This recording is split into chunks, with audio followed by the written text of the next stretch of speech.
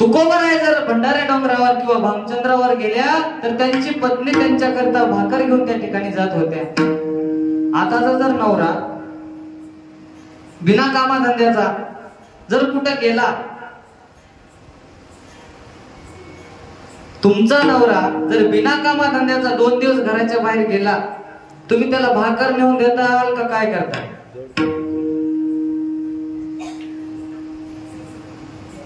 कडू. 2 दिवस झालं घराच्या बाहेर गेलाय, घरच्याचं काही घेणं नाही देणं नाही. मग त्या सोयराबाई होत्या, तुकोबरायांच्या पत्नी होत्या, त्यांनी त्या मालकांना सांगितलं की मालक, तुम्ही वारी करता चाललाय काही हरकत नाही, परंतु तुम्ही काय करा, तुमच्या बहिणीला निरोप द्या आणि त्यांना सांगा की माझ्या बाळंतपणा करता तुम्ही या ठिकाणी या. तुकोबराय वारीला निघून गेले. त्या वारीच्या जल्लोषामध्ये त्या भगवान परमात्म्याच्या नामस्मरणामध्ये एवढे तल्लीन झाले, त्यांना आपल्या पत्नीची गर्भाची, आपली पत्नी बाळंतपणात आहे, त्यांना काहीही भान राहिलं नाही.